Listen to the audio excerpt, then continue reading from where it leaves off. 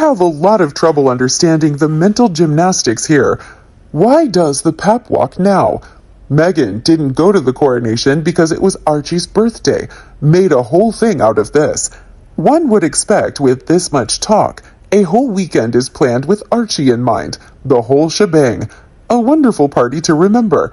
She's a mum first and a world icon second, remember? Harry got back late and most likely missed the party. A normal family would go out of their way to put the day Dad's back to good use and spend time as a family. After all, it seems he did get back as fast as possible. He made an effort. Yes, staying longer would have been unbearable, but let's focus on Montecito for now. It's obvious that Meghan is mommy's dearest and doesn't care about Harry anymore. Feels like she goes out of her way to avoid him and doesn't care if the kids get to short end of the stick.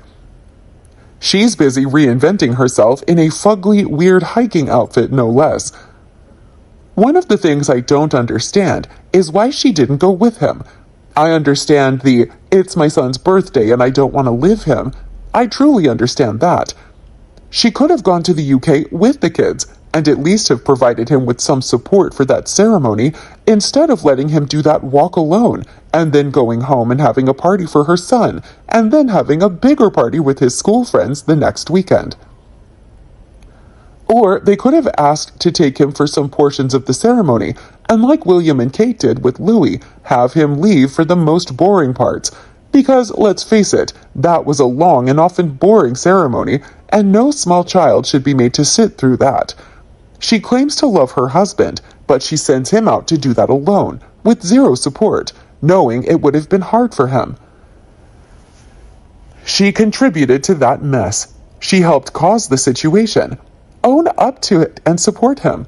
For better and for worse, be there with him and for him. That's what love is in a relationship.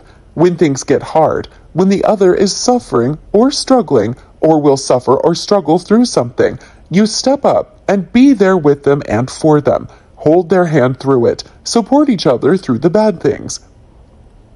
The optics are horrid. Claim it's her son's birthday, and she can't go to the UK and support her husband for what would have been a difficult thing to do after everything that's happened and she helped cause. But the next day she's out on a hike without her kids or her husband, who's probably jet-lagged to the eyeballs after that round trip there and back, and who would have been stressed and upset. That's a dick move. It's so bizarre to me that outside of official photos released by Catherine and during events, I rarely actually see photos of the whales as children. So you know, it's so odd that these two dubious won't just follow the lead of what has been working. Even before this whole drama, when the British royal family was only on the periphery of my interest, William and Catherine and their family always struck me as having found some sort of balance between their public and private lives, but most especially their parenthood. They drive their kids to and from school just about every day, unless they are away for official business, which isn't that often. They take their kids shopping, sporting festivals, and after-school activities. There was a photo someone took and posted on Twitter of her taking all 3 kids trick-or-treating last year, and they snuck the photo when they heard the gate buzzer sound and look outside, and there she was with the kids in their costumes. You will rarely see photos of them doing it, because the media is not allowed to intrude on their private time, particularly when the kids are with them. They eat in local restaurants and pubs, go to the movies, go shopping, and have date nights in the local spots. No one ever takes their photos or bothers them. It's never a public spectacle. They live their lives privately when they aren't on duty. They do the same things that everyone else does. I still remember when they came to Australia, they went to a rugby match. No fanfare. Few even knew they were there, and it only came out a day later when someone in the public recognized them and took their photo while they sat in their seats, snuggling up to each other and enjoying a beer and wine and the match. I just remember vividly thinking a few times how nice it was, since everybody knows about Diana and Charles, and William and Harry growing up with that, while also being in front of the limelight. Maybe that's because the Prince and Princess of Wales set the tone for pictures of the children early on. Public events, the first day of school, their birthdays and Christmas, etc. The paparazzi and the public clearly understood their stance and are respectful of it. Harry and his wife could have used their model, but of course they couldn't use what they had been proven to actually work. Harry and Meghan won't have that in the US, and perhaps that's how they like it. Complain about media intrusion while feeding it.